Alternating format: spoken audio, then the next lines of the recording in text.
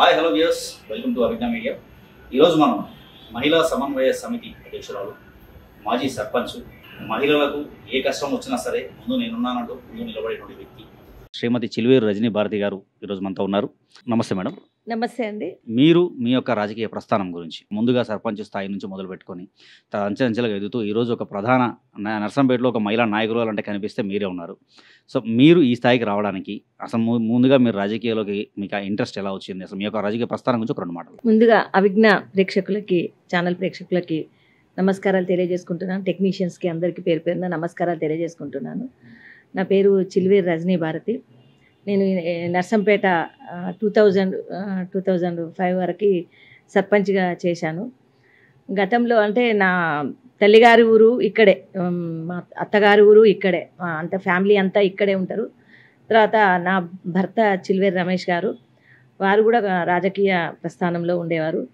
గతంలో వారు సర్పంచ్గా పోటీ చేసి ఓడిపోయారు.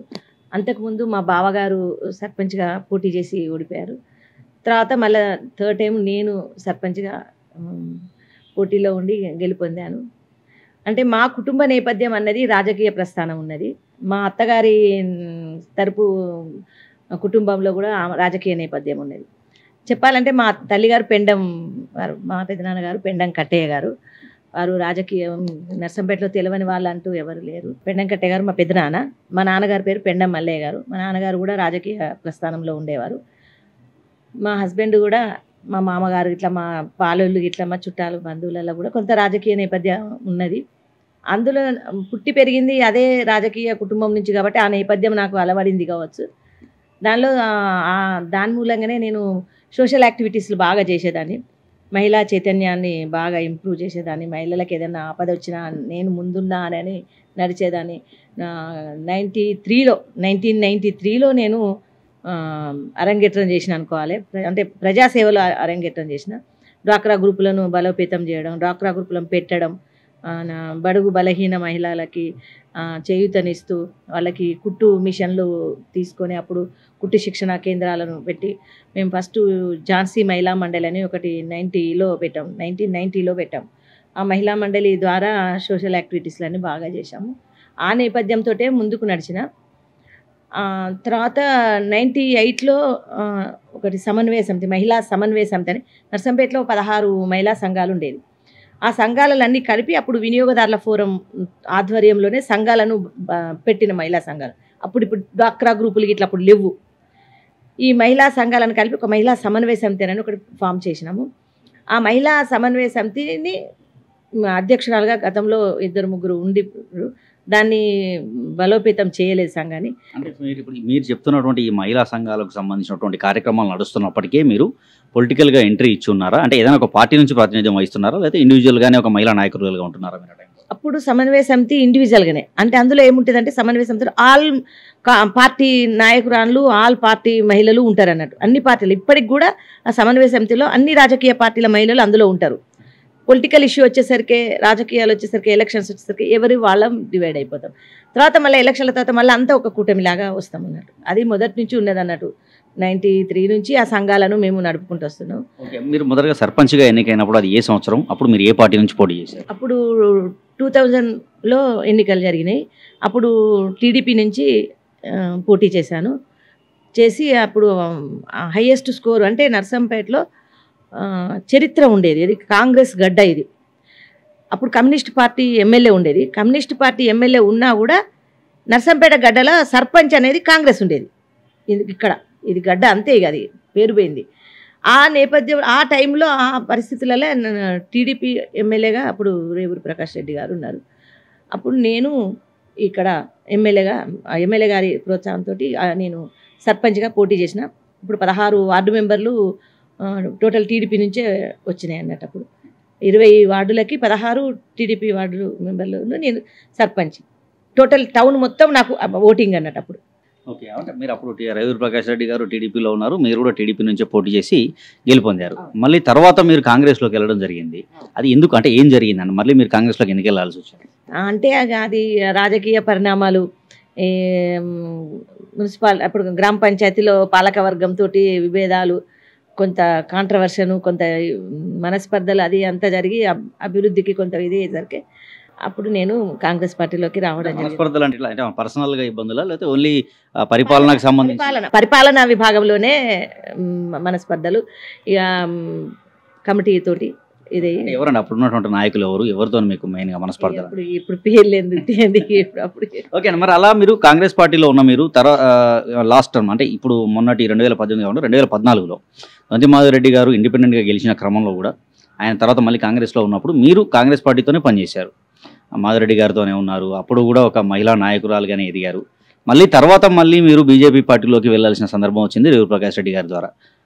ప్రకాష్ రెడ్డి గారితోనే వెళ్ళారా, అందుకంటే ముందే వెళ్ళారా? అసలు ఆ పార్టీలోకి వెళ్ళడానికి రీజన్ ఏంటి? అంటే ఫస్ట్ మాధవరెడ్డి గారు ఇండిపెండెంట్ కంటే ముందు కాంగ్రెస్ పార్టీ నుంచి పోటీ చేశారు. అప్పుడు దొంతి మాధవరెడ్డి గారికి నేను అప్పుడు కాంగ్రెస్ పార్టీలోకి సర్పంచి కాలపరిమితి ఇంకొక సంవత్సరం ఉన్నదనగానే నేను కాంగ్రెస్ పార్టీలోకి వెళ్ళాను. అప్పుడు మాధవరెడ్డి గారి గెలుపుకు కృషి చేస్తే తను ఓటమి చెందారు. తర్వాత మళ్ళీ రెండోసారి ఎన్నికలలో పోటీ చేసినప్పుడు తనకి కాంగ్రెస్ పార్టీ టికెట్ ఇవ్వకుండా ఇండిపెండెంట్గా చేసిండు. అప్పుడు వారి గెలుపుకు కృషి చేసిన అప్పుడు ఆయన గెలుపొందిండ్రు. తర్వాత స్తబ్దతగా అట్లాగే ఉండి వినిపోయాను. తర్వాత మున్సిపల్ ఎన్నికలు వచ్చినాయి. ఇక రాజకీయ పరిణామాల వల్ల ఇక నేను పని చేయలేదు. ఏ పార్టీ మారినా కూడా ప్రజలకు సేవ చేయాలన్న దృక్పథంతో పోయాను. కానీ నా వ్యక్తిగత లాభం కోసమో లేకపోతే ఏదన్నా నా బినామీ ఆస్తులను కాపాడుకోవడం కోసమో లేకుంటే నా ఆస్తులను కూడగట్టుకోవడం కోసమో సంపాదన కోసమో వెళ్ళలేదు. అయితే ఈ ప్రశ్న మిమ్మల్ని ఇబ్బంది పెట్టాలని అడగడం కాదులేండి, కానీ కాకపోతే ఏంటంటే ఇక్కడ రేవూరి ప్రకాష్ రెడ్డి గారి ఒక అంశం ఏదైతే ఉందో మొన్నటి ఎలక్షన్స్లో నర్సంపేటలో ఒక సెన్సేషనల్ అది. అంటే ఆ క్షణం వరకు బీజేపీకి పెద్ద దిక్కుగా ఉన్నటువంటి రేవూరి ప్రకాష్ రెడ్డి గారు, రాణా గారు లాంటి ఒక వ్యక్తి బీజేపీలో ఉన్నప్పటికీ కూడా చిన్న చిన్న కారణాల వల్ల ఆయన బయటికి వెళ్ళిపోయిన తర్వాత బీజేపీకి ఒకే ఒక దిక్కుగా ఉన్న రేవూరి ప్రకాష్ రెడ్డి గారు కూడా చివరి నిమిషాల్లో ఆల్మోస్ట్ నామినేషన్ల టైంలో ఆయన కాంగ్రెస్ పార్టీలోకి రావడం, మళ్ళీ ఆయనతో పాటు మీరు కాంగ్రెస్ పార్టీలోకి రావడం, అంటే ఇవన్నీ ఒక సెన్సేషనల్గా మారిపోయినాయి. తెలంగాణ రాష్ట్ర వ్యాప్తంగా నర్సంపేట అనేది ఒక చర్చనీయాంశంగా మారిపోయింది.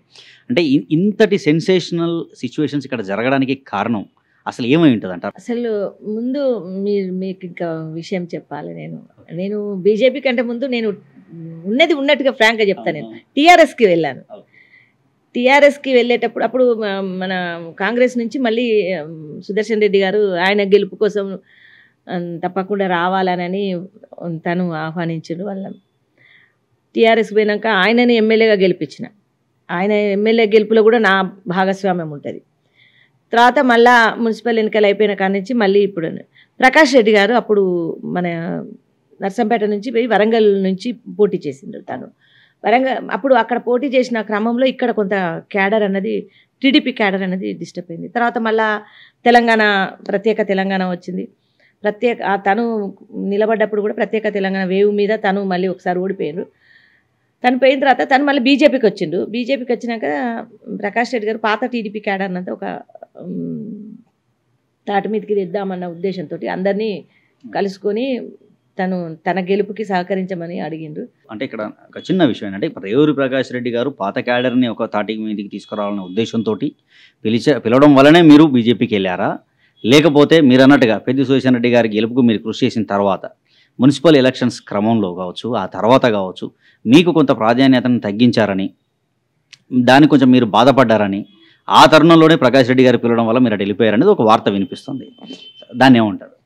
అయి ఉండొచ్చు, అది కూడా ఒక కారణం అయి ఉండొచ్చు. ఎందుకంటే ఒక రాజకీయ నాయకురాలిగా రావాలి అని అంటే ప్రజలకు సేవ చేయాలన్న దృక్పథంతో వచ్చిన నేను నా సొంత నేను ప్రజలకు సేవ చేయాలి. ఎందుకంటే నేను రాజకీయంలోకి రాకముందే నేను సోషల్ యాక్టివిటీస్లు చేశాను. స్వచ్ఛంద సంస్థల ద్వారా నేను ప్రజలకు సేవ చేశాను. ఆర్థికంగా కానీ వాళ్ళకి ఏదైనా మహిళలకు ఏదైనా సమస్య వచ్చినా ఒక్కటి చెప్తున్నాను. నేను 90 నుంచి నేను సర్పంచ్ అయ్యేదాకా కూడా ఇక్కడ ఫ్యామిలీ కౌన్సిలింగ్ సెంటర్ నేను నడిపిన. పోలీస్ శాఖ వారి సహకారంతో అప్పుడున్న డిఎస్పి సాల్మాన్ కేర్ వెస్లీ గారు ఉన్నారు. వారు ఇప్పుడు ఏసీపీగా ఉన్న శ్రీనివాస్ సార్ గారు, దామోదర్ రెడ్డి సిఏగా ఉండేవారు దామోదర్ రెడ్డి గారు. వాళ్ళ ఆధ్వర్యంలో నేను అప్పుడు రేవూరి ప్రకాష్ రెడ్డి గారు ఎమ్మెల్యేగా ఉన్నారు. ఫ్యామిలీ కౌన్సిలింగ్ సెంటర్ నేను నడిపిన దగ్గర 10 years. మేము స్వచ్ఛందంగా ఒక కమిటీ, ఒక 10 members, అందులో ఒక డాక్టరు, లాయరు, మహిళా స్వచ్ఛంద సంస్థల మహిళల మొత్తం ఒక 10-12 మందిని స్వచ్ఛందంగా ఒక 1 NP కూడా తీసుకోకుండా, ఆఖరికి మా టీం మేము మా బాక్సులలో మేమే అన్నం పట్టుకొని పోయి మా వాటర్ బాటిల్ పట్టుకొని పోయి మేము పంచాయతీలు చేసేది. ఫ్యామిలీ కౌన్సిలింగ్ సెంటర్లో అక్కడ డిఎస్పీ ఆఫీస్ పక్కన ఉండేది ఎదురుగా. అక్కడ మేము పంచాయతీలు చేసి సెటిల్ చేసేది అన్నట్టు, అంటే మహిళలను అండర్స్టాండింగ్ తోటి కాంప్రమైజింగ్ ధోరణిలో చేసేదాన్ని. అప్పుడే మేము సోషల్ యాక్టివిటీస్ చేసినా కాబట్టి ఇప్పుడు కొంచెం పొలిటికల్గా వస్తే నేను రాజకీయంగా ఇంకా ప్రజలకు సేవ చేయగలుగుతానని. ఇప్పుడు నేను సర్పంచ్గా ఉన్నప్పుడు చేసిన అభివృద్ధులు చాలా ఉన్నాయి. నేను ఇప్పుడు ఎలక్షన్లలో నేను బయటకెళ్ళి వాడలలో పోతే కూడా ఇప్పటికంటారు, నువ్వు పోసిన రోడే బిడ్డ ఇది, నువ్వు పోసిన డ్రైనేజే బిడ్డ, నువ్వు పెట్టించిన నల్లలే, నువ్వు పెట్టించిన లాట్రిన్ లోన్లే, ఇప్పటికీ అంటారు జనం. ఇప్పటికీ నేను పోసిన రోడ్లు బందోబస్తుగా ఉన్నాయి. షాపింగ్ కాంప్లెక్స్లు కూడా ఇప్పుడు నేను నా హయాంలో కట్టిన నెహ్రూ పార్క్ దగ్గర ఉన్న షాపింగ్ కాంప్లెక్సే కానీ, మన సెంట్రల్ బ్యాంకు కింద కట్టిందే కానీ, ఇక్కడ ఇప్పుడు చేపల మార్కెట్ దగ్గర కట్టిన కాంప్లెక్సే కానీ, అవన్నీ నా హయాంలో కట్టి డెవలప్మెంట్స్ చేసినా కాబట్టి ప్రజలలో గుర్తుండిపోయినా ఇంకా ప్రజలకు సేవ చేయాలి. పార్టీలు అన్నది మారడం ఇంపార్టెంట్ కాదు, ప్రజలకి ఏ విధంగా నేను సేవ చేయగలుగుతా అన్న ధోరణితోటే పార్టీలో ఉన్నామని కాదు కానీ ప్రజలకు ఎక్కడున్నా సరే ప్రజలకు సేవ చేయాలి అంతే. ఓకే అండి. అయితే ఇప్పుడు మన ప్రస్తుత రాజకీయాల విషయానికి వస్తే, నర్సంపేటలో ఇప్పుడు దొంతి మాధవ్ రెడ్డి గారు సార్ గతంలో గెలిచినప్పటికీ కూడా అప్పుడు ఆయన ఇండిపెండెంట్గా గెలిచి కాంగ్రెస్ పార్టీతో కొనసాగారు. కానీ అప్పటికి స్టేట్లో ఉన్నటువంటి గవర్నమెంట్ వచ్చి బీఆర్ఎస్ కాబట్టి అంతగా అభివృద్ధి పనుల విషయంలో ఆయన ఎంత ట్రై చేసినా కొంత జరగలేదు అనేసి అంటుంటారు. సో ఇప్పుడు స్టేట్లో కూడా కాంగ్రెస్ గవర్నమెంటే ఉంది, ఇక్కడ కూడా మాధవ్ రెడ్డి గారు ఉన్నారు. సో మరి అలాంటి ఈ తరుణంలో అసలు నర్సంపేటలో మీరు ఒక మహిళా నాయకురాలుగా ఉంటూ ఇక్కడ నర్సంపేటలో చేయబోతున్నటువంటి అభివృద్ధి పనులే కావచ్చు, అసలు నర్సంపేటకు ఎలాంటి డెవలప్మెంట్ అవసరం అని మీరు అనుకుంటున్నారు? ఎలాంటి డెవలప్మెంట్ పనులు బీఆర్ఎస్ చేయలేకపోయింది, మీరేం చేయాలనుకుంటున్నారు? అంటే సిసి రోడ్సే కానీ, డ్రైనేజీ సిస్టమ్సే కానీ, వాటరు మంచినీటి సదుపాయమే కానీ ఎన్నో ఉన్నాయి. నిరుపేదలకి ఇండ్లు లేవు. ఇండ్లు దళితులకి, ఎస్టీలకి, ఎస్సీలకి, మైనార్టీలకి కానీ, బీసీలకి కానీ ఇండ్లు లేవు. ఇప్పుడు కాంగ్రెస్ ప్రభుత్వం 6 పథకాలని మనకి చూపించింది. అందులో నిరుపేద వాళ్ళకి ఇండ్లు కట్టిస్తామని ఒప్పుకున్నది. ఇప్పుడు అది మాధవరెడ్డి గారు గెలిచిన తర్వాత అవన్నీ కంపల్సరీ చేస్తారు. మనకి మహిళలకి ఉచిత బస్సు ప్రయాణ సౌకర్యాన్ని కల్పించింది కాంగ్రెస్ పార్టీ. అదొకటిను ప్రతి ఒక్క మహిళకి 2500 రూపాయలు ఆసరాగా ఇవ్వడం కోసం కాంగ్రెస్ ప్రభుత్వం పెట్టింది. ఆరోగ్యశ్రీ కింద అంతకుముందు 5 లక్షల అమౌంటే ఉండేది బీఆర్ఎస్ ప్రభుత్వం ఉన్నప్పుడు. ఇప్పుడు కాంగ్రెస్ ప్రభుత్వం 10 lakhs తోటి మన ఆరోగ్యశ్రీ యొక్క పరిధిని 10 లక్షలకు పెంచింది అన్నట్టు. ఇంకా మహిళలకు కొన్ని ఉన్నాయి. ఏది మన 500 రూపాయలకి గ్యాస్ సిలిండర్ ఒకటి ఉన్నది. ఇంకోటి ఇప్పుడు వృద్ధులకి కూడా ఇప్పుడు బీఆర్ఎస్ ప్రభుత్వం ఒక్కరికే ఇస్తాను. ఇంట్లో భార్య భర్తలు ముసలోళ్ళు 2 ఉంటే వృద్ధులు ఒక్కరికే ఇస్తాను. ఇప్పుడు ఇద్దరికి చేరి 4000 చొప్పున 8000. అది కూడా తొందరలోనే అది కూడా స్టార్ట్ చేస్తారు. తర్వాత ఇంకోటి మన 200 యూనిట్ల కరెంటు ఫ్రీగా, అది కూడా ఇప్పుడు స్టార్ట్ చేస్తారు. ఓకే అండి. ఇంకా చివరిగా నర్సంపేట ప్రజలకే కావచ్చు, లేదా మీ నాయకుడు మాధవ్ రెడ్డి గారికే కావచ్చు, మీ తోటి నాయకులకే కావచ్చు, మన తెలంగాణ ప్రభుత్వానికే కావచ్చు, మీ రేవంత్ రెడ్డి గారికే కావచ్చు, మీరు చెప్పాలనుకుంటున్నది ఏంటి? అంటే ఒకటే, ప్రజల పాలన, ప్రజాపాలనను ఒక నిబద్ధతతోటి, ఒక నిజాయితీతోటి వాళ్ళు పరిపాలించాలని నేను ఆకాంక్షిస్తున్నాను. ప్రజాసేవకుల్లాగానే ఉండాలి మనము, రాజకీయ నాయకులుగా కాకుండా. మొన్న రేవంత్ రెడ్డి గారు కూడా చెప్పిండ్రు, మేము ప్రజాసేవకులము, మేము రాజకీయ నాయకులం కాదు, మేము ప్రజాసేవకులం అనే. ఇప్పుడు ఆయన ప్రజా దర్బారు అని పెట్టిండు కదా, అప్పుడు ప్రగతి భవన్ని తీసి ప్రజాభవనం అని పెట్టి ప్రజా దర్బార్ అని పెట్టిండు కదా. దానికి కూడా అంటే వారి మనస్తత్వాన్ని బట్టి, వారి నడవడికని బట్టి ప్రజలలో ఏ విధమైన ప్రజల్ని డెవలప్మెంట్ చేస్తారు, ప్రజలకు ఏ విధంగా అందుబాటులో ఉంటారు అనేది మనకు కనబడుతుంది. అంతకుముందు కూడా మాధవరెడ్డి గారు ప్రజలలోనే ఉన్నాడు, ప్రజలతోటే సంబంధాలతో ఉన్నాడు.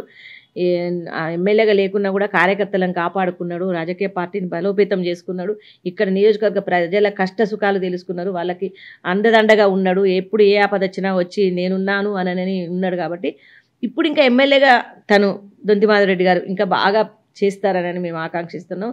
వారికి మేము కూడా ఒక సైనికుల్లాగా మేము వారికి ఉపయోగపడతామని, ఒక వారి గెలుపుకి ఎట్లనైతే మేము కృషి చేసినామో వారు చేసే అభివృద్ధికి కూడా మేము మా వంతుగా మేము ఆయనకు అన్ని విధాల అండదండగా మేము ఉంటామనని చెప్తున్నాను. ఓకే, ఇవి మన నర్సంపేటలో మహిళా నాయకురాలైనటువంటి రజనీ భారతి గారి యొక్క ఇక్కడ ఉన్నటువంటి నర్సంపేట పరిస్థితులే కావచ్చు, తన యొక్క రాజకీయ ప్రస్థానం గురించి వారి మాటలో మనం విన్నాం. సో మహిళలనే కాదు, ఎవరు ఏ సమస్య ఉందన్నా సరే వెంటనే వాళ్ళ ముందు నేనున్నానంటూ ముందు నిలబడి వాళ్ళ సమస్యను తీర్చేంత వరకు ఆ సమస్య కోసం పోరాడే వ్యక్తిత్వం కలిగినటువంటి వ్యక్తిగా గత కొన్ని సంవత్సరాలుగా, ఇప్పుడే దాదాపు 1990s ఆ ప్రాంతం నుంచి ఈ నర్సంపేటలో నిలబడి ఇదే నర్సంపేటలో చాలామంది మహానాయకుల ముందు కూడా ఎదురు నిలబడి ఒక మహిళ అని కూడా వెనకడిగేయకుండా నిలబడి సో ఈరోజు ఈ స్థానానికి చేరుకున్నారు. సో ఇక ముందు కూడా ఇంకా మరిన్ని సవాళ్ళను అధిగమిస్తూ ఇదే నర్సంపేట చరిత్రలో నిలిచిపోయే ఒక మహిళా నాయకురాలుగా ఉండాలని కోరుకుంటూ సో మరోసారి రజనీ భారతి గారిని కలిసి మరిన్ని విశేషాలు తెలుసుకుందాం. అంతవరకు సెలవు, నమస్తే.